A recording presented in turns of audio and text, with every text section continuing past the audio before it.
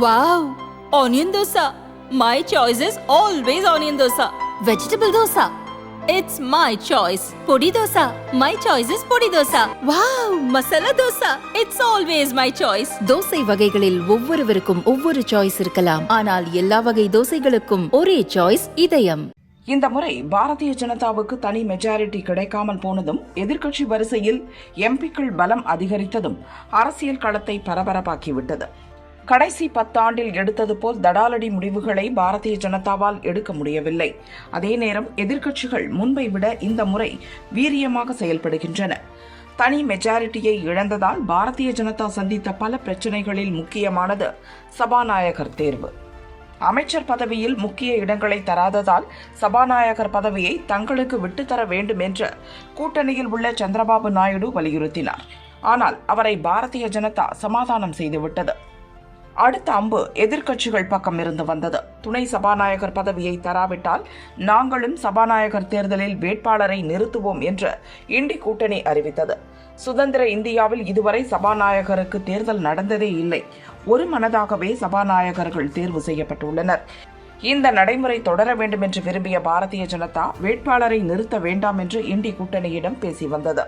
ஆனால் துணை சபாநாயகர் பதவி தங்களுக்குத்தான் தர வேண்டும் என்று இண்டி கூட்டணி தொடர்ந்து முரண்டு பிடித்தது. இன்று சபாநாயகர் பதவிக்கு வேட்புமனு தாக்கல் செய்ய கடைசி நாள் என்பதால் பேச்சுவார்த்தை வேகம் எடுத்தது. நொடிக்கு நொடி பரபரப்பு ஏற்பட்டது. எல்லாம் கைகூடி வரும் என்று பாரதிய ஜனதா எதிர்பார்த்த நிலையில் இறுதி நேரம் பேச்சுவார்த்தை தோல்வியில் முடிந்தது. மறுகணமே பாரதிய ஜனதா சார்பில் மீண்டும் ஓம் பிர்லா சபாநாயகர் வேட்பாளராக அறிவிக்கப்பட்டார்.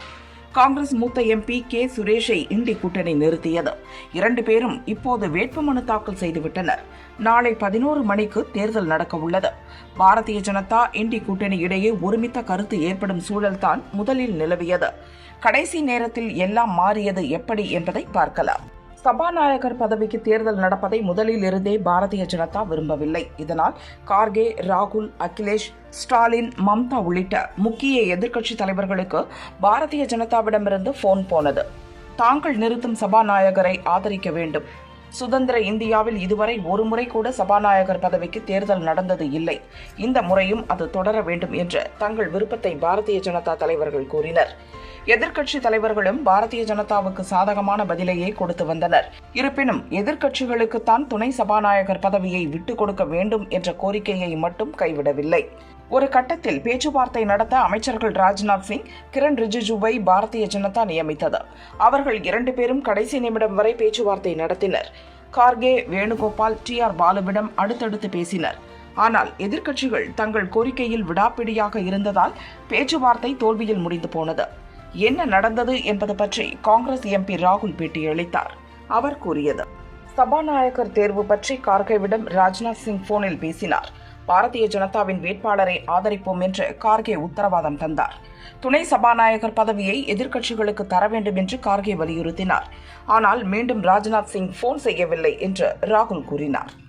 ऑपोजिशन ने क्लियरली कहा है, राजनाथ सिंह जी का खारगे जी को फोन आया. राजनाथ सिंह जी ने खारगे जी से कहा, देखिए आप हमारे स्पीकर को सपोर्ट कीजिए. ऑपोजिशन, पूरी ऑपोजिशन ने कहा है, हमने सब के सब से बात की है, पूरे ऑपोजिशन ने कहा है कि हम स्पीकर को सपोर्ट करेंगे, मगर कन्वेंशन ये है कि डेप्यूटी स्पीकर ऑपोजिशन को मिलना चाहिए. राजनाथ सिंह जी ने कल शाम कहा था कि वो खारगे जी को कॉल रिटर्न करेंगे.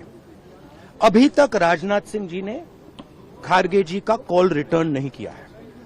அகிலேஷும் தங்கள் டிமாண்ட் துணை சபாநாயகர் பதவிதான் என்று கூறினார். இதேபோல் பாரதிய ஜனதாவும் தங்கள் தரப்பு விளக்கத்தை அளித்தது.